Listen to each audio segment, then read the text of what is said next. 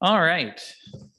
It is 6 p.m. and I will call this meeting of the Town of Lunenburg Committee of the Whole to the order. Before we begin, I'd like to acknowledge that we're meeting Mi'kma'ki, the ancestral and unceded territory of the Mi'kmaq people, and also that Councillor Duggan has sent her regrets. She's not feeling well. So with that, if I can get a motion to approve the agenda as circulated. Moved by the Deputy Mayor, seconded by Councillor Halverson. Are there any additions or deletions?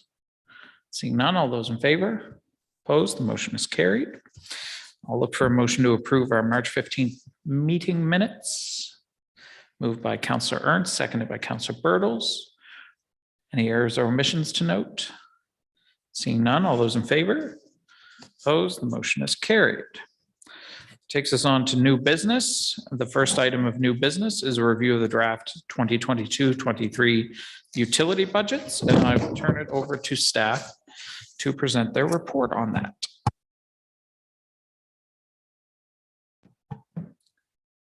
Thank you, Your Worship. We did not prepare a formal PowerPoint presentation for Council this evening, but you do have, to begin with, the water utility budget, the full water utility budget document. We can do a brief summary if Council wishes, or we can just do if Council has questions, whichever is the preference. I'd say just a quick summary would be good. Certainly. Well, as you will all recall from last week, we approved a submission for a rate study for the water utility budget. But the budget that is before you this evening is based on the current rates and estimated consumption in the various categories. I think the main things to note, because there is a decrease overall to the budget of 3.4%. That is mainly because last year there was like a every 10 years expenditure for a water withdrawal study. So that is the main difference, that isn't included. Staffing levels are at the same as they had previously been, just noting that this is the first full year with 2 water resource operators for the entire year. One of the things I wanted to note for Council was just that in the reserves and depreciation or dividends, that we aren't able to declare the $50,000 dividend that we usually like to for the fire truck reserve, because there wasn't enough revenue to allow for that. So that is something of note. Other than that, it is mainly just operations as usual in the water utility. I can certainly take you through the capital if you like, or. Sure, you're on a roll, just keep going. So if you'd like to turn to page 8 of the document, there are sort of your standard budget items for the water utility, new services, hydrants, and meters. Just wanted to note that, with the universal metering plan, that has not been incorporated in the budget, that staff will work at that plan and incorporate that in for the 23-24 budget. Under distribution, there is the carryover GIS project that needs to be wrapped up by the end of June. And then there is also the underground infrastructure master plan. This is the water utilities portion of that project, which has been previously approved in the town. There are 2 sort of main upgrades, the Falkland Street and Green Street project, and a water line loop at Harborview and Morash. There are a number of building improvements, the main one of which is the repairs to the spillway at Dares Lake. That is an item that Council has previously approved to move forward. And then under equipment, there is the membrane replacement is again included not sure if that will need to move forward this year, but the one thing to note is that we will proceed with getting the engineering and tendering work done for that, so that when it does need to roll, we'll be all set up to do that. And then there are a number of sort of smaller projects there that the plant operator is requesting. There is certainly able to take questions, but there's also a motion there in the agenda for council to consider. Okay. Questions, Councillor Halverson? Thanks, Lisa. Just the only thing I didn't see explained in here, I saw something with the other transfers from reserves, $80,000, 21-22 budget. It's everything else is explained really well. I don't see where that's accounted. What is that? So that $80,000 that was last year. Yeah.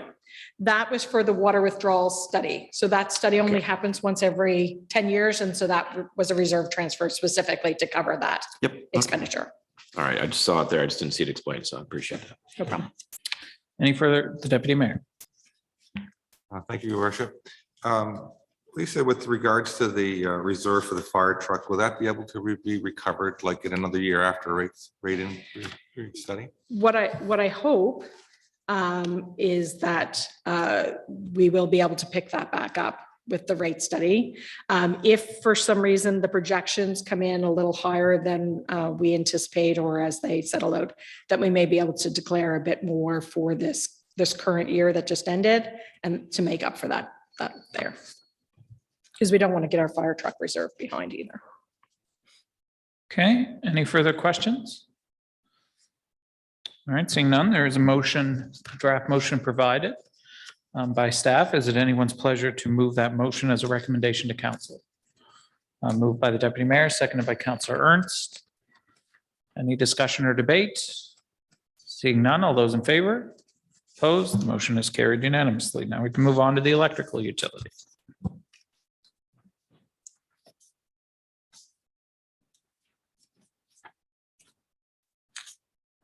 Thank you, Your Worship. So the budget before you this evening for the electric utility is a balanced budget, but there are no reserve transfers or dividends declared to the town in the budget. Staff have received the draft distribution study that we had undertaken in fiscal 21-22 and are reviewing that, and that will lead us into kickstarting our rate study that we'd also discussed in 21-22. That is also budgeted for to carry that work out in this upcoming year. The revenue has been based on the current rates and anticipated consumption. Obviously, each year when you're trying to anticipate consumption, it varies greatly by weather and other factors. Our largest expenditure in the electric utility is obviously power purchases, and those are based on that anticipated consumption as well. There really are just minor changes in the operational budget for the utility for the upcoming year. I can then take you through the capital items if you like on page 8.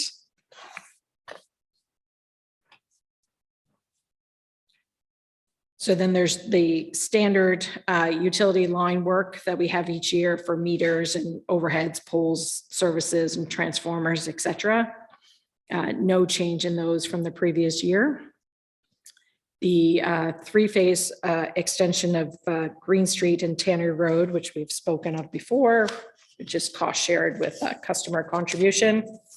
And then you'll see the increase in the expenditure for rolling out the final installations of the LED street lights. Study hopefully should be winding up for public consultation for a May report.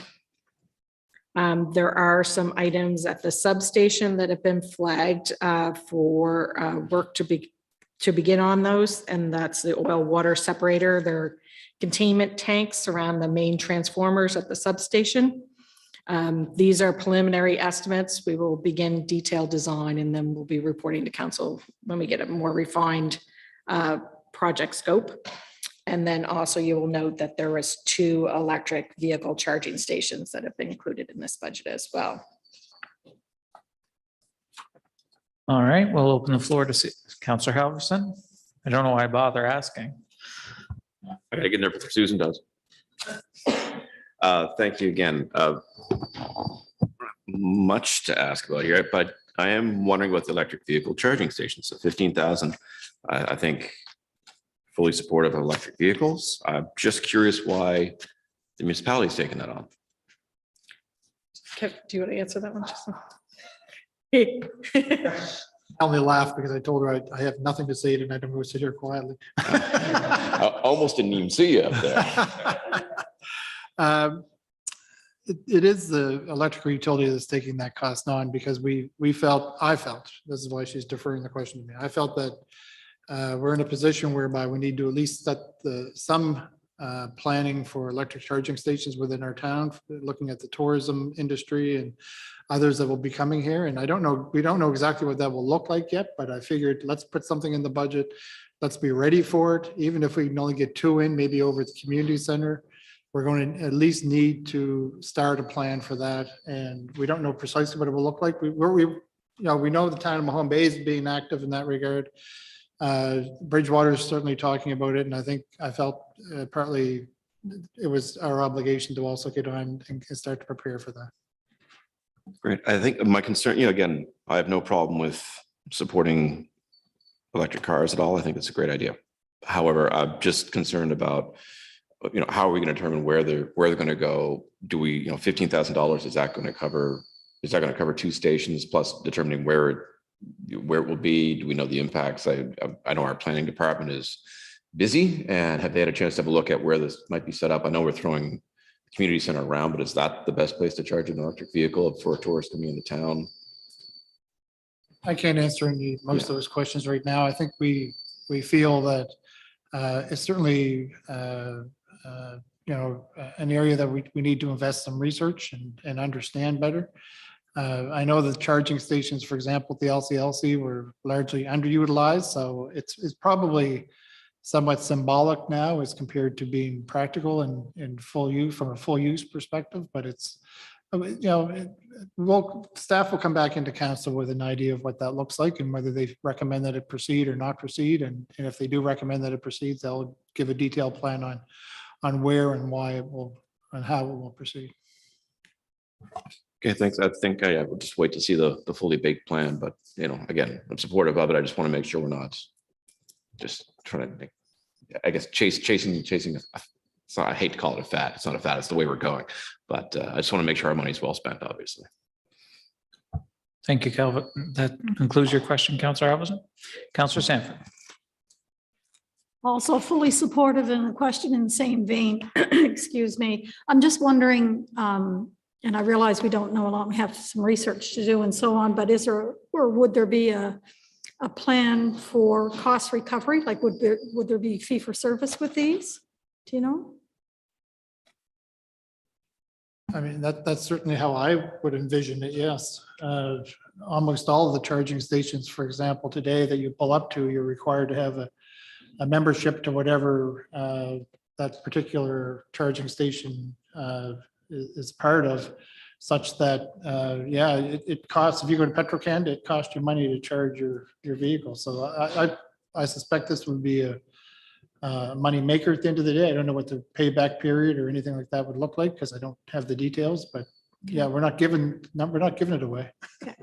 Just checking. I thought the one at the LCLC didn't charge, so I was just curious about that. Yeah, that was a different setup there.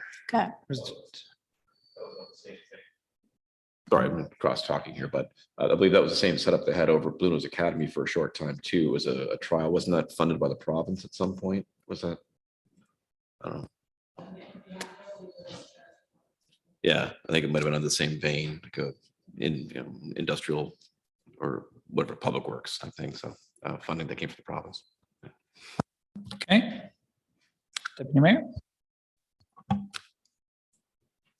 Thank you, Worship. Well, this is usually my beef here, and this has no reflection on the work that staff does. This is just, I think, for me, wanting to bring my fellow councilors aware of my concern and the general public to go kind of on record that we're running a $6 million business here and we're not making any money. And one of the things I think we did, I thought we did, is we did a project to the substation. Was it last year or the year before, where we were supposed to get some real payback efficiencies from? So I don't see that in this budget. So I just want to ask that question first. Certainly, yes. We did, as you indicated, did a cap bank project, which I was remiss. I had it in my notes and skipped over that. So that is to manage our demand. The challenging part of that is that, and it is from all intents and purposes that we can see, is managing our demand, but we still hit a peak demand. So the demand that we've hit will cost us more money, but it would have been worse if that hadn't been in play. So that's the challenging part, to actually see that come to fruition, because it's just really a foregone cost rather Understood, than. because you can't anticipate the demand, so you can't really compare. That is correct, Yeah. yes. The other thing there, so we're anticipating, we're projecting to put like 55,000 in a reserve this year. So, to put that in a real term so everyone can understand that, I equated that to, let's assume we have $8 million worth of assets roughly in the electric light utility. And so if we put the same percentage of that into our home, which may cost $450,000, right? That's like putting $300 worth of maintenance in your home a year, which you couldn't sustain that, right? So again, when I first came on council, the utility paid about $150,000 dividend, and our residents can enjoyed a 3 to 6% less rate on their bill. But now we're no longer getting any revenue from the utility, and I don't know how long we can sustain subsidizing our electric bill and keep our electric light utility going. So I just want to, again, that's just a beef that I have. I think that needs to be considered, and how long can we manage this utility and it being a benefit to the community? I think that's part of why we're undertaking the rate study, and we'll have those conversations as that sort of comes all to Perfect. fruition. Okay, any further questions? Seeing none, the motion is provided. Is it anybody's pleasure to move it as circulated? Moved by Councillor Halverson, seconded by Councillor Sanford. Yeah, okay. Is there any further discussion or debate? Seeing none, all those in favor? Opposed? We'll note that the deputy mayor is opposed. And that takes us on to the review of community grants. And staff have prepared a presentation with respect to that. I think the recreation director is on deck. I am. Thank you, Your Worship. So just as a brief overview, the town accepts applications for the community grants program annually with the deadline of March 31st. And there's a budgeted amount of $20,000 approved for fiscal 22-23. The chart in front of you provides an overview of the requested applications. And based on the chart, and if the organization qualifies under the policy, staff are recommending to council to approve the community grants in the amount of $14,921 as outlined in the chart. In addition, staff are also recommending that the Lunenburg grad bursary in the amount of $500 and the Lunenburg County Senior Safety Partnership Society in the amount of $2,231 be added as their own budget line in the future operational budgets starting next fiscal year. Both of these programs are reoccurring, and the town has been supporting them for years. Okay, are there any questions of Ms. Cunningham? We'll go to the deputy mayor first and then Councillor Halverson. It's like Jeopardy. Button first. Not so much questions. I'm satisfied with the budget or the grants, how it's been laid out. But just two things, I guess. So we generally approve, I think we use a rough percentage to get to our $20,000. So if we remove those items, would we lower our percentage then for ongoing years? So the policy has a 0.5, could be, it says, so it's an estimate, but could be 0.5% of the previous year's revenue. So if you took 0.5% of last year's revenue, you're in the tune of about $35,000 anyway. So I wouldn't anticipate lowering that. I would hope that we could have that available for additional grants within the community. And one more thing, and then it's also leaves like roughly $5,000 there for ongoing budgets. I would like to suggest that we reduce that down to 2,500, only because I just want people to be more prudent in getting their things in on time. And if we leave a big sum of money out there, everybody's gonna say, it doesn't matter. They got lots of money there. We'll just run over and ask for it whenever we feel like it. So, you know, it's kind of like when we put grant funding in, I mean, we don't, you know, we got to meet the deadline and we don't get the grant, right? So I think we should kind of exercise the same discipline. And I do know little things do crop up that you need, but I think 5,000 is excessive for the surplus. So I would suggest to make that $2,500. And otherwise, I'm fine with everything that's there. Okay, Counselor Halverson. No, you touched on a bit on what I want to talk about too, it's that surplus, that 5,000 that's remaining. I guess I would look to staff for a recommendation on what they propose to be done with that. I know the deputy mayor has made a suggestion. What has been done in previous years? What would you suggest for this year with that amount of money? For the additional, For that 5,000 that's remaining, yeah. this is a unique That's what I figured. situation. Usually we have far oversubscribed to this program. So I would say that some of it is a product of perhaps COVID, that there have been some fewer grants and maybe people are not quite bringing all the programs back on board yet. And so that there may be some additional requests that come in that people are just sort of getting things together. You know, we can certainly cut that amount back if council wishes. If the budget's already been approved, the full 20, we can move the additional amounts to reserves. If for some reason there was something that came forward that council was really wanted to be supportive of, we could just bring that back through if council wished. Okay. The second question I had then was, seems pretty much everyone who's applied on this list has received, aside from the Bird Classic. I guess I would look to our recreation director to explain why they did not qualify under the policy. Perhaps it would be you, I don't know, whoever evaluates it. They're not a registered charity, so they don't Right. qualify under the policy. Okay. So our previous approval that we had given for them, they'd asked for a grant for the event that just recently happened. When we discussed it in November, December of last year, that it was contingent on them receiving that because they said they were moving forward with that. They have advised that they're no longer seeking that registration, Okay. that they have chosen not to go that route. So I guess the way the policy is written at this point, even if they decided to go ahead next year, the result would be the same without the charitable status. That is correct. Okay. And it looks like everyone else here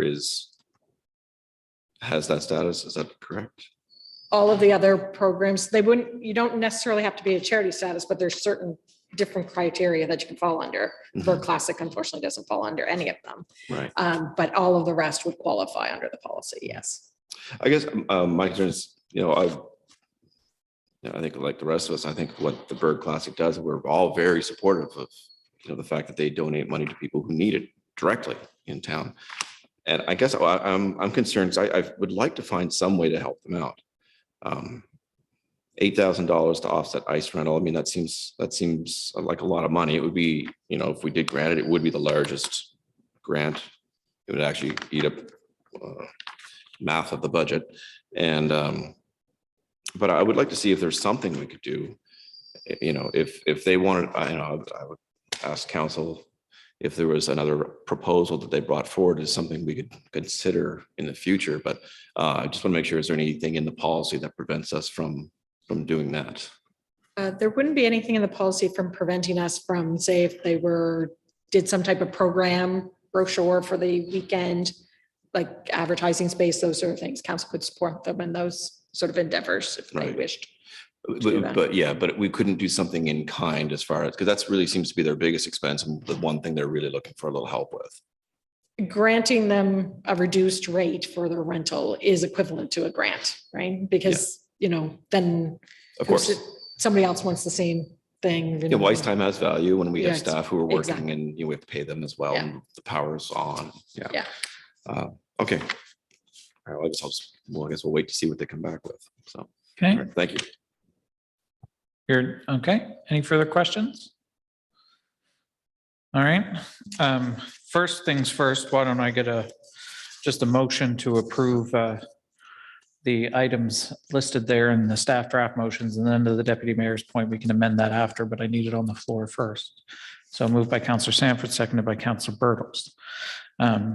The deputy mayor, you had suggested reducing that to 2,500. Is your preference just to prorate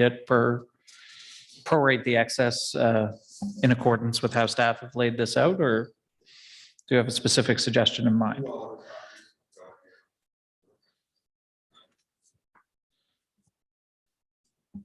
Yeah, if on the unused portion can go to the reserve, operating reserve.